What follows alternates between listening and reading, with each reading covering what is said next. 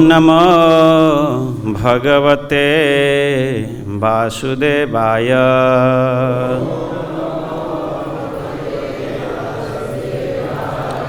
ॐ नमो भगवते वासुदेवाय।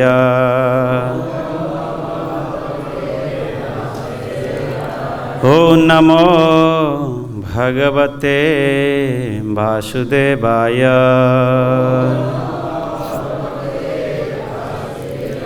नारायणं नमस्कृत्यं नरं चैव नरोत्तमं देवीं सरस्वतीं व्यासं ततो जयेन्मुदीरये। नष्टप्रायेषु अभद्रेषु नित्यं भागवत सेवया। भागवते उत्तमश्लोके भक्तिरे भवति नैष्टिकी। नमो ब्राह्मणे देवाय गोब्राह्मणे हिताय च जगदिताय कृष्णाय गोविंदाय नमो नमः। नीलांचल निवासाय नित्याय परमात्मने बलभद्र सुभद्राभ्यां जगन्नाथाय ते नमः। जगन्नाथाय ते नमः। जगन्नाथाय ते नमः। हरे कृष्णा। आप लोग इतना भाग्यवान है कि जो कि स्वयं जगन्नाथ आप लोग का पर कृपा वार्षिक है, जो कि 2 दिन का पहले कोई प्रसाद भेजा है। अब मैं सोचा 2 दिन का पहले बांट भी सकता था, लेकिन वो आपका भाग्य में है। काल जैसा वैष्णव महाराज बोल रहे थे ना, और ना लिखा हुआ ना, जिसका नाम लिखा होता है उसी को ही मिलता है। सही, कोई भक्त अभी से बांट दें, जो बाद में आएंगे उनको मिले नहीं मिले से तो ये नहीं होता है। पहले प्रसाद। कितने भक्त प्रसाद का व्याकुल में है, कितने भक्त कथा का व्याकुल है।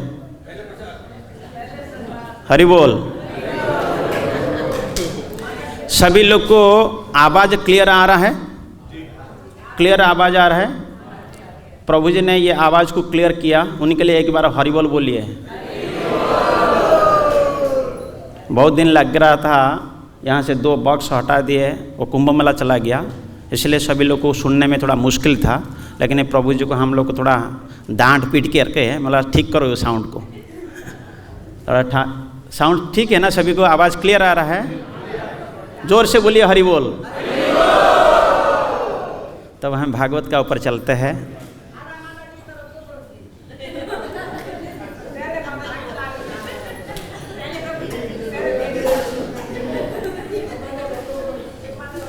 दोनों के साइड में मिल जाएगा। आप लोग मेरा पीछे श्लोक उच्चारण कीजिए। ज़्यादा नज़र प्रसाद का ऊपर मत दीजिएगा, अभी कथा का ऊपर नज़र दीजिए। कथा रस खत्म हो जाएगा फिर, ठीक है? श्रीमद्भागवतम स्कंद 7 अध्याय 3 श्लोक नंबर कितना है? देखिए कितना लिखा हुआ है। 28 नंबर श्लोक है। आया नहीं अभी?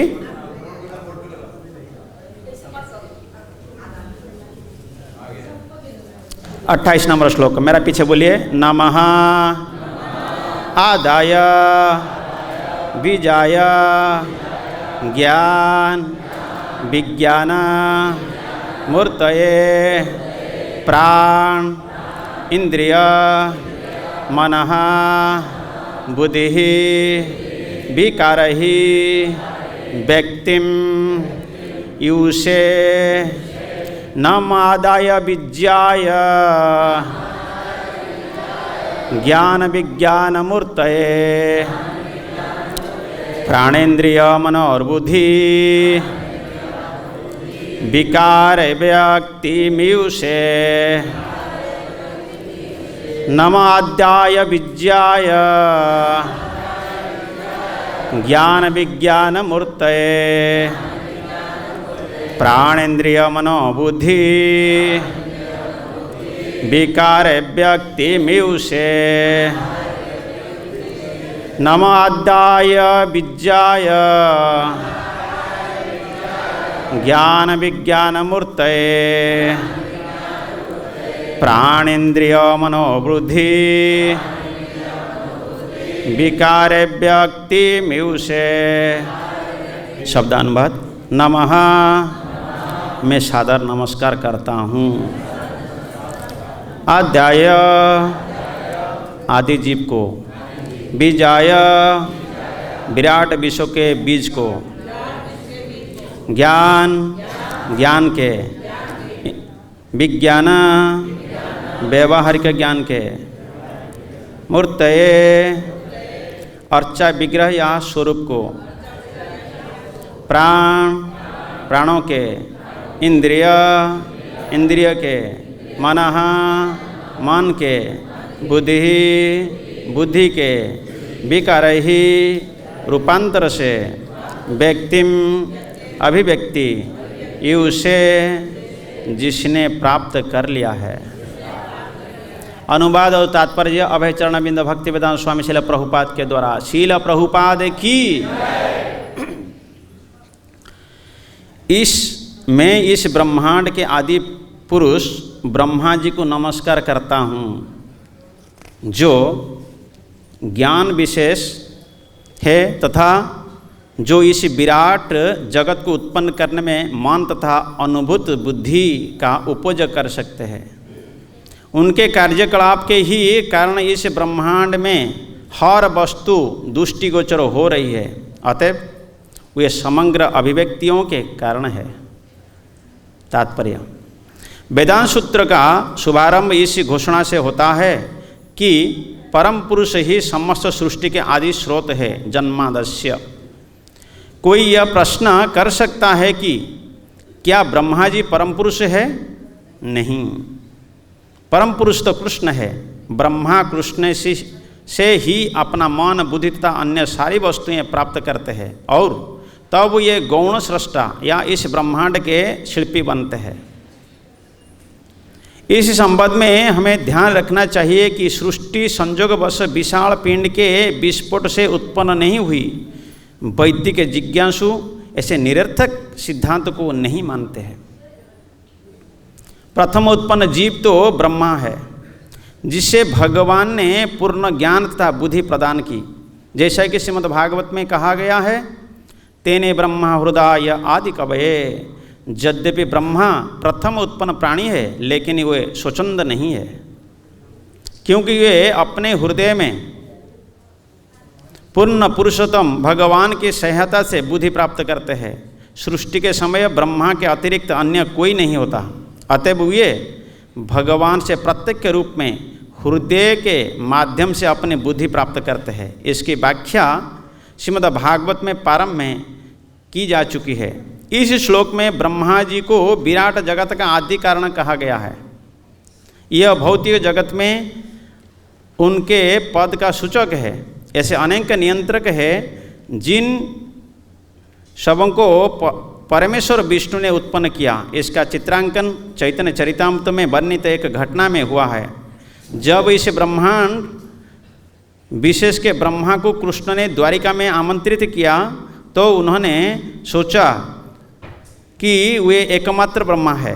अतएव जब कृष्ण ने अपने सेवक से पूछा कौन से ब्रह्मा भेंट करने द्वार पर आए हैं, तो ब्रह्मा जी को आश्चर्य हुआ।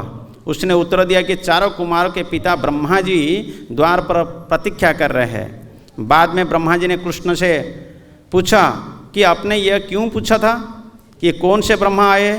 तो भगवान ने बताया कि ऐसे लाखों ब्रह्मा है, क्योंकि ब्रह्मांड की लाखों है, ब्रह्मांड भी लाखों है। तब कृष्ण ने सारे ब्रह्माओं को बुलाया, तो सारे ब्रह्मा तुरंत उनसे भेंट करने आए हैं। चतुर्मुख ब्रह्मा ने 4 मुख होने के कारण उन अनेक ब्रह्माओं के मध्य अपने को अत्यंत तुच्छ प्राणी समझा, जिनके अनेक मुख थे। इस प्रकार प्रत्येक ब्रह्मांड का एक एक शिल्पी ब्रह्मा होते हैं और कृष्ण उन सब के आदि स्रोत है। ओम अज्ञानतिमिरान्धस्य ज्ञानाञ्जनशलाकया चक्षुरुन्मिलितं येन तस्मै श्रीगुरवे नमः।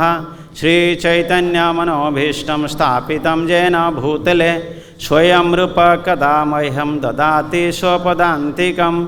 वन्दे अहं श्रीगुरुश्रितपदकमलं श्रीगुरोन् वैष्णवांश्च श्रीरूपं साग्रजातं सहगणरघुनाथानीतं तं सजीवं साद्वैतं सवधूतं परिजनसहितं कृष्णचैतन्यदेवं श्रीराधाकृष्णपादान् सहगणा ललिता श्रीविशाखान्वितांश्च। हे कृष्ण करुणा सिंधु दीनबंधु जगत्पते गोपेश गोपिकाकांत राधाकांत नमस्तुते। तप्त कांचन गौरांगी राधे वृंदावनेश्वरी वृषभानुसुते देवी प्रणमामि हरिप्रिये। वाञ्छाकल्पतरुभ्यश्च कृपा सिन्धुभ्येव च पतितानां पावनेभ्यो वैष्णवेभ्यो नमो नमः। जय श्री कृष्ण चैतन्य प्रभु नित्यानंद श्री अद्वैत गदाधर शिवासादि श्री गौरभक्तवृंद। हरे कृष्णा कृष्ण कृष्ण हरे हरे हरे राम राम राम हरे हरे हरे कृष्णा। प्रातःकालीन सत्संग में आप सभी को कृष्ण बलराम मंदिर का ओर से हम हार्दिक स्वागत करते हैं, जो कि भागवत कक्षा में आने के लिए। और आप लोग को ये कथा लगभग 28 नंबर श्लोक चल रहे हैं, मतलब 28 दिन तक आप लोग को सुन चुके हैं। अभी जैसा चल रहा है 28 मनंतर है, तो वो 28 मनंतर में आप लोग को सुन लिए। तब आप लोग को मैं प्रश्न पूछूंगा, फिर आपको मेरा को जवाब देना पड़ेगा क्या सुने हैं। क्योंकि कथा में सुनना मतलब कथा को ही मनोरंजन के लिए नहीं होता है, मनोमंजन के लिए होता है। कथा किसके लिए होता है? और आज का समय पे कथा सब मनोरंजन चलता है। भागवत कथा मनोरंजन चल रहा है, मनोमंजन करना है, मतलब मन को उसमें स्थिर करना है, माइंड को पूरा फिक्स करना है सुनने के लिए, और सुन के हृदय में धारण करना। जिस प्रकार यहाँ पे बताते हैं, तेने हृदय आदि कवे मुह्यंति जत सुरैया। भगवान ने जितने सब दिव्य ज्ञान दिया ब्रह्मा जी को, ब्रह्मा जी ने सुन करके उसको हृदय में धारण किया, हृदय में धारण किया और वही ज्ञान को प्रकट किया। फिर तो यहाँ पे पहला शब्द क्या आता है? देखिए पहले शब्द क्या आता है? नमः। मतलब क्या है? नमस्कार। कौन किसको नमस्कार कर रहा है? ब्रह्मा जी को ना हिरण्यकशिपु को नमस्कार कर रहे ब्रह्मा जी? उल्टा कर रहे हैं ना। कौन किसको नमस्कार कर रहा है? हिरण्यकशिपु नमस्कार कर रहा है किसको? ब्रह्मा जी को। और ब्रह्मा जी को वो सोचता है ये मेरे भगवान है, और उनके लिए वो भी भगवान है। और हमको जानकारी मिलता है भगवान कौन है? भगवान कृष्ण है। हिरण्यकशिपु के लिए भगवान कौन थे? इसलिए यहाँ पे लिखते हैं ब्रह्मांड के आदि पुरुष ब्रह्मा जी को नमस्कार करते हैं, और उन्होंने आदि पुरुष कह करके संबोधन भी करता है। लेकिन स्वयं ब्रह्मा जी को आदि पुरुष कौन कहा? हिरण्यकशिपु। किंतु स्वयं ब्रह्मा जी भी ब्रह्म संहिता में क्या कहते हैं? गोविंदम आदि पुरुष। देखिए डिफरेंट क्वेश्चन आया। हिरण्यकशिपु के लिए ब्रह्मा जी आदि पुरुष है, लेकिन स्वयं ब्रह्मा जी के लिए आदि पुरुष कौन है? गोविंद। गोविंदम आदि पुरुष तमह भजामि। और स्वयं ब्रह्मा जी भी गोविंद का भजन कर रहा है, और हिरण्यकशिपु किसका भजन कर रहा है? ब्रह्मा जी का भजन कर रहे हैं। और इतना दिन भजन करने का बाद भी मरना पड़ा। ये बहुत क्रिटिकल है समझने के लिए, और सरल भी है। मैं आपको कैसा समझाऊं? देखिए ये इतने साल तक तपस्या किया, और तपस्या 6 प्रकार की होता है, ध्यान रखिए। मतलब भगवद गीता पढ़िए, तपस्या 6 प्रकार की होता है। ये तो नमस्कार कर दिया, पहले तपस्या का बारे में पहले जान लीजिएगा। 6 प्रकार तपस्या होता है। एक होता है शारीरिक तपस्या, एक होता है मानसिक तपस्या। शारीरिक तपस्या होता है, मानसिक तपस्या होता है, और क्या होता है? वाचिक तपस्या होता है। गीता पढ़ेंगे तब उसमें आपको पूरा क्लियर जानकारी मिलेगा। मैं सारा गीता का यहाँ पे चर्चा नहीं करूँगा। 17 अध्याय श्लोक नंबर 15 से शुरू होता है, 14 से, 17 अध्याय श्लोक नंबर 14 से शुरू होता है। 6 श्लोक में पूरा वर्णन है 6 प्रकार की तपस्या का बारे में, 6 प्रकार की तपस्या का बारे में। पहले शारीरिक का तपस्या होता है, और इसका बाद वाणी का तपस्या होता है, इसका बाद मानसिक तपस्या होता है, इसका बाद क्या होता है तमोगुणी तपस्या, रजोगुणी तपस्या और सतोगुणी तपस्या। लेकिन हिरण्यकशिपु कौन सा तपस्या किया था? तमोगुणी तपस्या किया था। और हिरण्यकशिपु का जो तपस्या था वो तपस्या में स्वयं ब्रह्मा जी प्रसन्न होकर आए। क्यों प्रसन्न होकर आए? क्योंकि सारा देवता लोग किसका पास गए थे? ब्रह्मा जी का पास है, उसको बुला कर लाना पड़ेगा।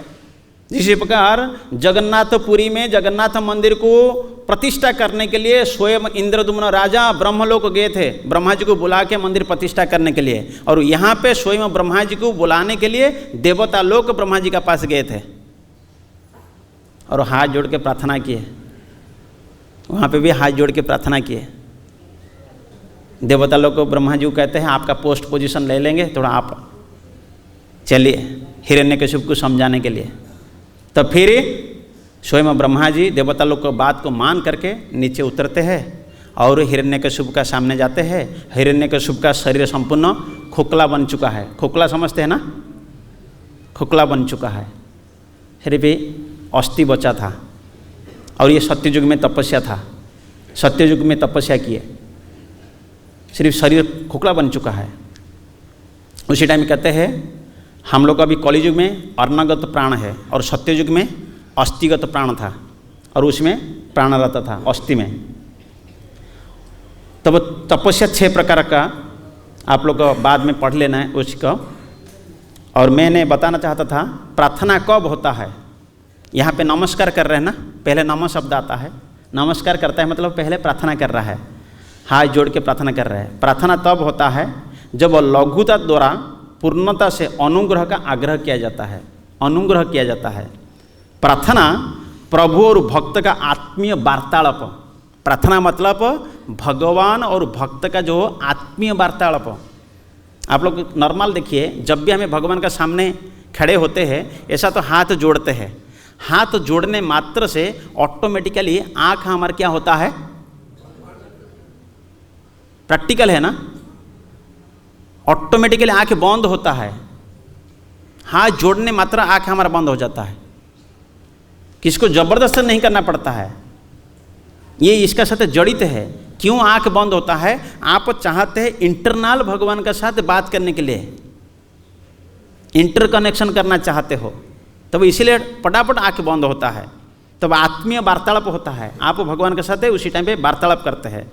और प्रार्थना निर्बल की पुकार है, और प्रार्थना निराश मन द्वारा सबल की तलाश है। और प्रार्थना सांसारिक झंझट से उत्पन्न परवशता को परमात्मा के चरण में समर्पित कर करके निश्चिंत हो जाने का प्रयास है।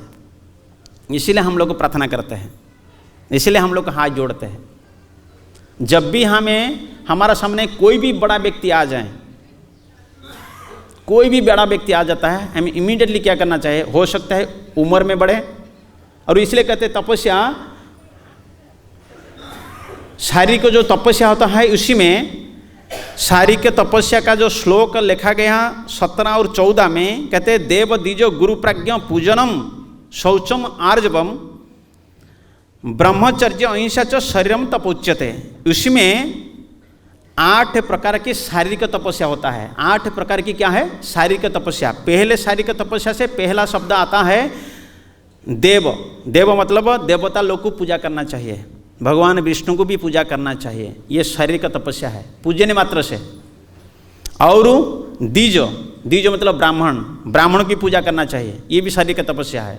गुरु को पूजन करना चाहिए, ये भी शारीरिक तपस्या है। प्राज्ञ, प्राज्ञ मतलब विद्वान, उनका भी पूजन करना चाहिए। और शौच शारीरिक तपस्या है, शौचता, शौचता रखना चाहिए। और छठा है सरलता, और सातवां है ब्रह्मचर्य, और 8 है अहिंसा। किसी भी जीव का प्रति किसी भी जीव का प्रति क्या नहीं करना चाहिए, हिंसा नहीं करना चाहिए, और उस शरीर में स्वच्छता रखना चाहिए, शुद्धता रखना चाहिए। शुद्धता नहीं रखेंगे तब हमेशा के लिए मन में पवित्रता नहीं आएगी, अपवित्रता मन की भावना आएगा। इसलिए प्रभुपाद एक ही जगह पे लिखे हैं, शिवजी ने नारद जी का पवित्रता का नियम का उपदेश दिया। शिवजी ने नारद जी को उपदेश दे रहा है, प्रत्येक दिन प्रत्येक व्यक्ति सुबह 3:22 से 5:46 के अंदर जागना चाहिए। ये टाइम को याद रखिए, 3:22 से 5:46 के अंदर आप नहीं जागते हैं तब आपका अंदर में हमेशा के लिए अपवित्रता रहेगा। कितना भी प्रयास कर लो, शुद्धता नहीं हो सकता है। क्यों इसी टाइम पे? क्योंकि वो समय होता है, ब्रह्म मुहूर्त का समय होता है और व्यक्ति सोना नहीं चाहिए। और हमारा भगवान का सेवा 3:24 से शुरू होता है, शुरू हो जाता है। इसीलिए वो समय नहीं सोना चाहिए, इसी समय पे हमको शଯ୍या त्याग करना चाहिए। इसलिए तो प्रभुपाद हमारा संस्था में क्या है, प्रभुपाद ने इमीडिएटली 3 बजे अलार्म लगा कर सोइए, 3 बजे उठ जाओगे तब जरूर आप लोग 4 बजे पहुंच जाओगे मंगल आरती में। और मंगल आरती में भाग लिया मतलब आपका दिनचर्या ऑटोमेटिक मंगल होगा, मंगलमय कार्य है। सुबह का समय का नाम है मंगल आरती करना है। दिनचर्या आपको चलता है प्रातः मुहूर्त से, इसलिए सुबह का समय बहुत पावरफुल है। सुबह कभी सोना नहीं चाहिए, शଯ୍या को त्याग करना चाहिए, नहीं तो उसी टाइम हमारा दुश्चिंता आएगा, अपवित्रता, मन में भ्रांत धारणा आएगा। ये है शारीरिक तपस्या। इसके लिए हमको, और संसार में लोग भी तपस्या करते हैं, भक्त लोग तपस्या कर रहे हैं और अभक्त भी तपस्या कर रहे हैं, वो भी तपस्या कर रहे हैं। सोने के लिए भी टैबलेट खा कर सोना पड़ रहा है, वो भी एक ही प्रकार की तपस्या है ना। और हम लोग को जल्दी जल्दी जाके मंगलाती जाना है, ये भी हमारा के लिए तपस्या है। दोनों तो तपस्या कर रहा है, लेकिन इसमें बहुत अंतर है, इसमें बहुत अंतर है। देखिए, हिरण्यकशिपु तपस्या करने का टाइम पे देवता लोग को जाके ब्रह्मा जी का पास से प्रार्थना करने के बाद ब्रह्मा जी ऊपर से नीचे आना पड़ा। कोई ऐसा शास्त्र में वर्णन है देवता लोग के लिए, देवता लोग के लिए भगवान 2 बार आए? नहीं। असुर लोग के लिए कोई असुर तपस्या किया और उसके लिए देवता 2 बार 3 बार आए धरती पे? नहीं है, कोई शास्त्र में प्रमाण नहीं। लेकिन कोई भक्त भगवान के लिए तपस्या किया तब भगवान को आना पड़ा, एक बार नहीं बारंबार। प्रमाण दो, बहुत प्रमाण है। ये देखिए एक बात, हिरण्यकशिपु ने कितने साल तपस्या किया? जोर से बोलिए। 36,000। 36,000 तपस्या करने के बाद तो उसको मरना पड़ा। लेकिन ध्रुव महाराज कितने साल तपस्या किया? जोर से बोलिए। 6 महीना तपस्या करने के नाते उनको कौन सा जगह मिला? कितने साल के लिए राज्य करना पड़ा? 36,000 साल। हिरण्यकशिपु तपस्या और ध्रुव महाराज का तपस्या में अंतर देख लीजिएगा। ये 36,000 साल तपस्या करने के बाद मरना पड़ा, और ध्रुव महाराज 6 महीना तपस्या करके 36,000 साल राज्य भोगना पड़ रहा है, और भगवान वरदान दे रहे हैं।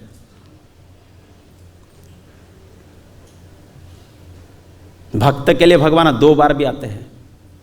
भक्त थोड़ी सी सेवा करें, थोड़ी से रौंच मात्र से, रेत मात्र से सेवा करने मात्र से भगवान गदगद हो जाते हैं धरती पे, उन्हीं के लिए आना पड़ता है।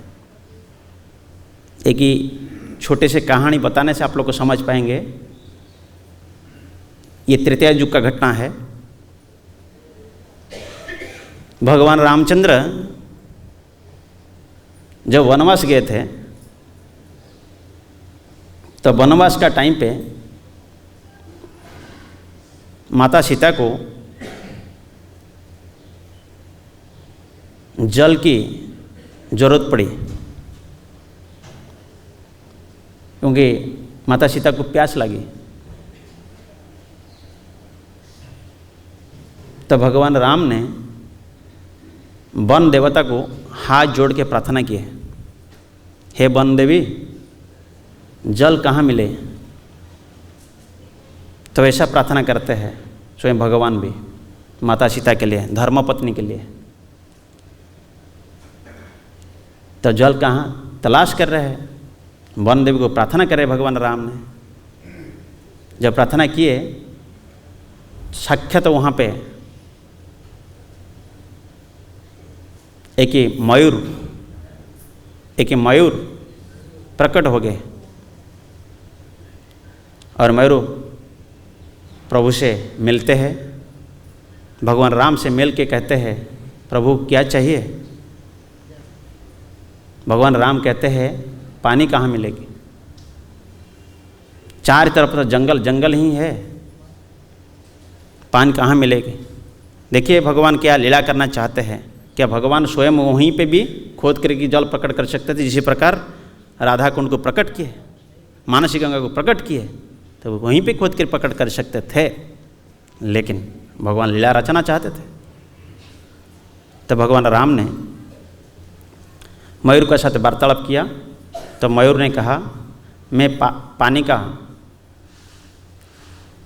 जो निर्दिष्ट जगह है और आपको पहुंचा सकता हूं। मयूर कहता है लेकिन आप मेरा पीछे पीछे चलना है। भगवान राम कहते हैं मैं तो चल कर जाऊंगा। मयूर कहता है मैं उड़ कर जाऊंगा, लेकिन रास्ता कैसा मालूम पड़ेगा, रास्ता कैसा मालूम पड़ेगा। आप ऊपर उड़ कर जाओगे, घना जंगल है, मैं चल कर जाऊंगा, दिशा कैसा मालूम पड़ेगा। मयूर कहता है मैं अपना एक एक पंख नीचे गिराते रहूँगा और आप उसी पंख को देखते देखते चलना, तो सही जगह पे पहुंच जाएंगे। तो तब मयूर ने उड़ना चालू किया और भगवान राम ने चलना चालू किए। तब मयूर उड़ते उड़ते एक एक पंख गिराते रहे और चलते रहे, और भगवान राम पंख को देखते देखते सही जगह पे पहुंच गए। पहुंचने के बाद मयूर कहता है प्रभु मेरा समय हो चुका है, जाना है, मतलब ये शरीर छोड़ना है।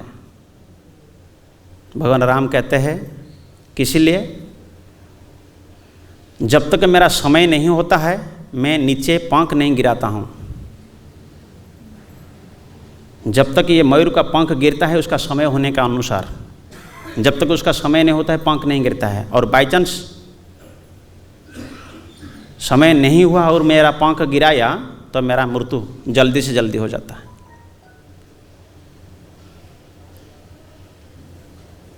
मैं अभी शरीर छोड़ना है। भगवान राम ने कहते हैं आप जितना सेवा किया इसी सेवा के लिए मेरा दोबारा आना पड़ेगा, और जो पंख आप नीचे गिराया था वही पंख मैं सिर में धारण करूंगा। भगवान राम फिर द्वापर में क्या बन कर आए, कृष्ण बन कर आए। जो पंख गिरा हुआ था और वह पंख को धारण किए।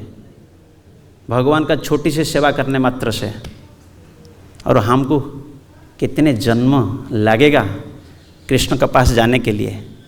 हमें एक माला जप करते हैं हमारा बहुत बड़ा तपस्या हो गया, मंगलारती आ जाते हैं, ये भी हमारे के लिए बहुत बड़ा तपस्या हो जाता है। सोचिए थोड़ा।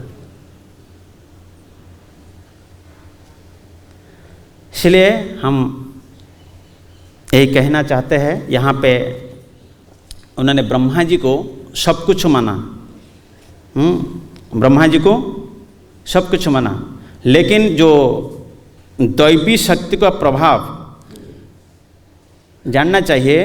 देवता लोग को मुख्य नहीं दे सकते हैं, देवता लोग को मुक्ति नहीं दे सकते हैं, सिर्फ भगवान ही मुख्य दे सकते हैं। ये श्लोक में इस प्रकार लिखा जाता है, नाहम कैवल्य दो राजन परतंत्र स्वभावतः स्वतंत्र सर्वभूतानां परमात्मा रमापति ही, स्वभाव से ही परतंत्र। हम देवी देवता मोक्ष देने में समर्थ नहीं है। एकमात्र स्वतंत्रता तो समस्त प्राणियों के आत्मस्वरूप परमात्मा श्री लक्ष्मीपति है। भगवान लक्ष्मीपति जो है वो हमको मुक्ति दे सकते हैं और संसार में कोई भी मुक्ति नहीं दे सकता है। इसी प्रकार श्रीमद् भागवत में 10वें स्कंद अध्याय 21 और श्लोक 10वें स्कंद अध्याय नंबर 51 और श्लोक नंबर 20 में वर्णन आता है। जब मुचकुंद जी को वर देते समय देवता कहे, क्या कहे? कहते हैं वरौ वृणीषो भद्रम ते रुते कैवल्य मद्यनः एक एवेश सुरतस्य भगवान विष्णुर्वयः। आपका कल्याण हो, आपकी जो इच्छा हो हमसे मांग लीजिए, हम कैवल्य मोक्ष के अतिरिक्त आपको सब कुछ दे सकते, क्योंकि कैवल्य मोक्ष देने वाले के सामर्थ्य तो केवल अविनाशी भगवान विष्णु ही है। मुक्ति सिर्फ भगवान ही दे सकते, और कोई नहीं दे सकता है। लेकिन हम लोग फिर देवता का शरण पे जाते हैं, देवता का शरण में जाते हैं। गीता महात्म्य कहते हैं एक देव देवकी पुत्र एवं, एक देव है जो कि देवकी का पुत्र कृष्ण, उनका शरण पे जाना चाहिए, इनके शरण पे जाना चाहिए। और फिर कहते हैं कोई हमें असमर्थ व्यक्ति का शरण पे चला जाते हैं, असमर्थ व्यक्ति का शरणागति हो जाता है, वो हमको सामर्थ्य प्रदान नहीं कर सकता है, समर्थ प्रदान नहीं कर सकता है। एक व्यक्ति था गुजरात के, और वो व्यक्ति शीतला देवी का भक्त थे। शीतला देवी होता है ना, उनका भक्त, मतलब उनको आराधना किया। आराधना करने मात्र से शीतला देवी भी साक्षात प्रकट हो गए, और साक्षात प्रकट हो जाने के बाद शीतला देवी कहते हैं आपका तपस्या से मैं प्रसन्न हो गई और आप वर मांगो, आप वर मांगो। तब वो व्यक्ति ने क्या वर मांगता है? बोला मेरा को एक घोड़ा दे दो। क्या दे दो? घोड़ा दे दो। तो शीतला देवी क्या कहते हैं? मैं आपको घोड़ा दे सकता हूँ, और मैं फिर तो स्वयं मैं गधा में बैठा हूँ, मैं आपको कैसा घोड़ा दे सकता हूँ? और खुद जब और हिरण्यकशिपु ब्रह्मा जी से क्या वर मांग रहा है? अमर मांग रहा है, मरना नहीं चाहता है, सही, अमर वर मांग रहा है। जितने सब ये देखेंगे, और कोई भी व्यक्ति भगवान का छोड़कर दूसरा का शरणागत होता है, वो सबसे बड़ा मूर्ख होता है। कोई व्यक्ति दूसरा का शरण पे जाता है, ये सबसे बड़ा मूर्खता है।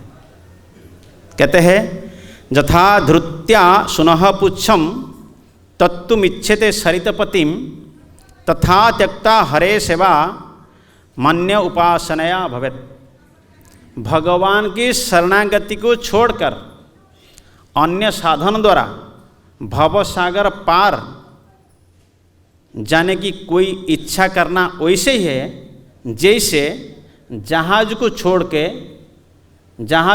करके और कुत्ता का पूंछ को पकड़ लेना।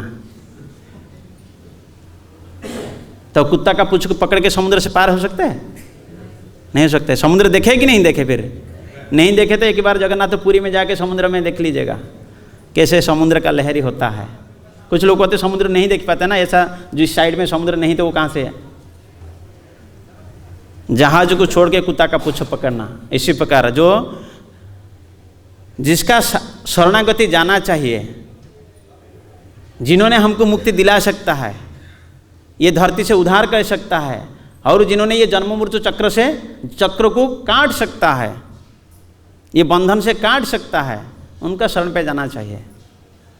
लेकिन जितने सब असुर लोग होते हैं ना, एक एक असुर का नाम बताओ, ज़्यादा से ज़्यादा असुर लोग किसका भक्त है? ज़्यादा से ज़्यादा है कि नहीं? ज़्यादा से ज़्यादा देवता लोग के भक्त है, ज़्यादा से ज़्यादा देखा जाए तो देवता लोग के भक्त है। और देवता लोग का कनेक्शन है भगवान से, देवता लोग भी भगवान का साथ कनेक्शन है। कहते हैं जथा जथा अन्य देवे करे न दर्शन, कृष्णदास बलितारे करे न वंदन। कहते हैं जब भी वह देवताओं के विग्रह को देखता है तो वह सोचता है कि भगवान कृष्ण के सेवक है। जितने सब देवता लोग भगवान कृष्ण को देखते हैं वो भी कहते हैं हमें कृष्ण का क्या है, सेवक है, दास है, वो सेवा करने में तत्पर है। तब वह उनको प्रणाम करता है। देवता लोग भी भगवान को प्रणाम करते हैं।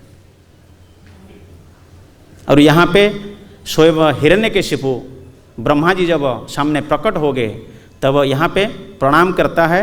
और प्रणाम करके इसी प्रणाम से संबोधित किया जाता है, शब्द आता है आद्याय। इसका पहले 4 श्लोक में 6 प्रकार के वर्णन है, क्या क्या संबोधित करता है हिरण्यकशिपु। और ये श्लोक से काल महाराज ने जो श्लोक कहते हैं उसी श्लोक से मतलब 26 से लेकर 38 श्लोक तक ये हिरण्यकशिपु का स्तुतियाँ हैं, ब्रह्म स्तुति। प्रार्थना करके वर मांगेगा ब्रह्मा जी से, ये चाहिए वो चाहिए, आगे आएगा। ये स्तुति है, स्वयं हिरण्यकशिपु स्तुति कर रहा है ब्रह्मा जी का, स्तुति करके और ब्रह्मा जी प्रसन्न होके उनको वर देने के लिए तैयार है, वरद हस्त से तैयार है वर देने के लिए। लेकिन ये जो ब्रह्मा जी का पास नहीं है वो नहीं दे सकते, वो तो भगवान ब्रह्मा जी का पास है नहीं, श्री पे कृष्ण का पास है, कृष्ण का पास है और किसी का पास नहीं है।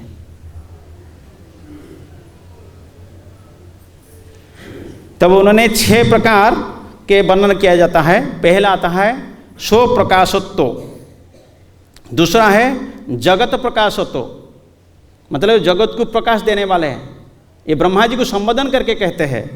फिर कहते हैं तत्कारणत्व, आप ही सभी कारणों का कारण है। और क्या कहते हैं जगत की सृष्टि आदि कर्तृत्व, आपसे ही जगत सृष्टि हुआ है। अरे उनको सृष्टि करने के लिए कौन है फिर? ब्रह्मा जी को स्वयं सृष्टि करने वाले और कोई है? स्वयं गर्भोदक्षाई विष्णु का नाभि कमल से स्वयं ब्रह्मा जी सृष्टि हुए।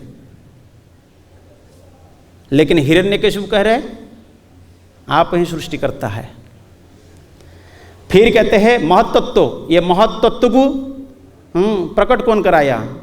और परमेश्वर इन्हीं 6 बात का विस्तार से कहते हैं कि वह ब्रह्मा जी को नमस्कार करता है। ये कह करके हाथ जोड़ के नमस्कार करता है हिरण्यकशिपु ने। और कहते हैं विज्ञाय अर्थात कारण स्वरूपा, उसका कारण है कि जगत की आदि पुरुष है, ज्ञान और विज्ञान विषय रूप से होने वाले ज्ञान ही आपकी मूर्ति है, आपसे ही ज्ञान आता है। और ब्रह्मा जी भी ज्ञान ले आया कहाँ से? विष्णु से ले रहा है।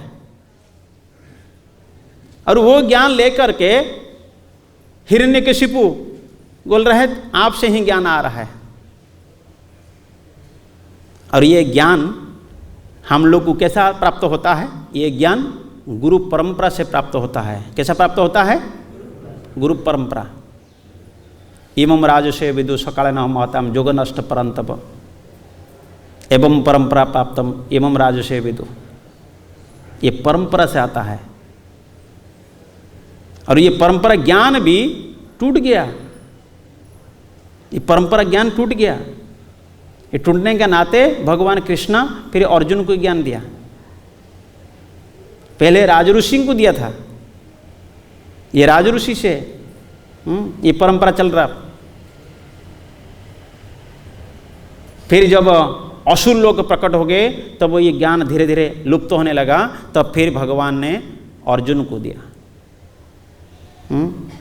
लेकिन हमारा जो ज्ञान है ये ज्ञान हमें गुरु से प्रकट लेते हैं, तब कहते हैं दिव्य ज्ञान हृदय प्रकाशित। दिव्य ज्ञान हृदय प्रकाशित।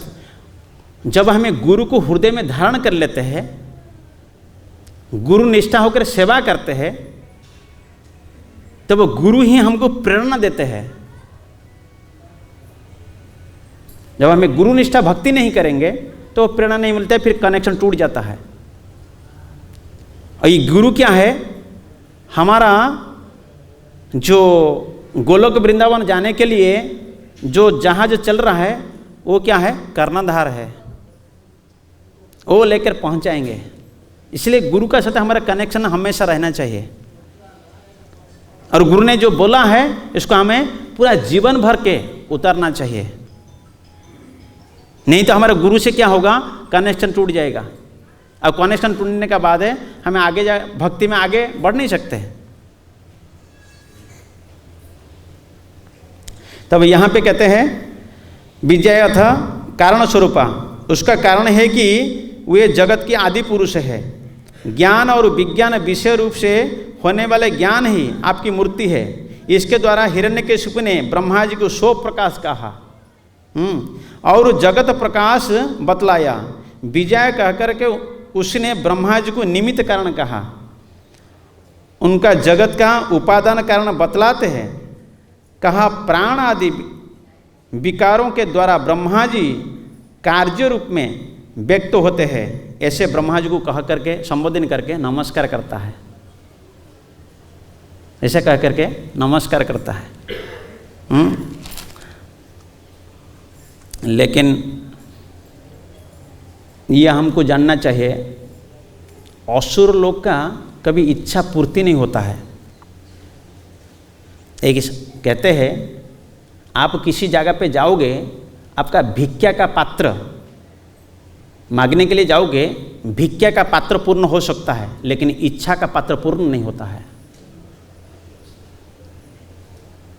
असुर लोग इच्छा करते रहते हैं, इच्छा करते रहते हैं, ये होना चाहिए, ये होना चाहिए, ये होना चाहिए।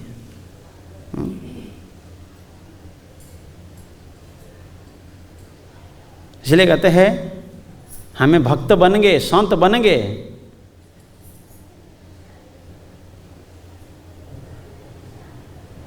भगवान की कथा और ईशान की व्यथा बेअंत है। जो समझ गया वो संत है। भगवान की कथा और इंसान की व्यथा ये बेअंत है, उसका अंत नहीं होता है। ना भगवान का कथा का अंत है और व्यक्ति का क्या है? व्यथा, इसका भी अंत नहीं है। और जो समझ गया वो क्या है? संत है। तो हमें क्या बनना चाहिए? हाँ, जोर से बोलिए, संत बनना है। तो मेरा पीछे हाथ जोड़ के बोलिए, त्राहि विष्णु जगन्नाथ मग्न संसार सागरे माम उद्धारस्माद गोविंद कृपापांग विलोकनाथ जनार्दन जगद्बंधु शरणागत पालक तो दास दास दासोत्तम दासस्य देहि में प्रभु, दासस्य देहि में प्रभु। हे विष्णु, हे जगन्नाथ, मैं संसार सागर में डूब रहा हूँ। सही क्या? डूब रहे हैं क्या? सभी लोग तो ऐसा बैठे, कहाँ डूब रहा है? ये तो पानी है नहीं। बोलो भाई, आप रक्षा कीजिए। हे गोविंद, आप अपनी कृपा पूर्ण दृष्टि से मेरा संसार सागर से उद्धार करें। हे जनार्दन, हे जगत बंधु, हे शरणागत पालक, कृपया मुझे दास को अपने दास के दास की दासत्ता प्रदान करें। जय जगन्नाथ। हरे कृष्णा कृष्णा कृष्णा हरे हरे, हरे राम राम राम हरे हरे। तब इस प्रकार ये प्रार्थना आगे आगे चलते रहेगा। 26 श्लोक से 38 श्लोक तक ये स्तुति आप सुनते रहेंगे। ब्रह्मा जी स्तुति करेंगे। ये 38 नंबर श्लोक में संपूर्ण होता है, ये चैप्टर खत्म होता है। ठीक है, बहुत बहुत धन्यवाद आप लोग को इतना समय देने के लिए। श्रीमद् भागवतम की, शील प्रभुपाद की, संवेद गौर भक्त वृंद की, निताई गौर प्रेमानंदे।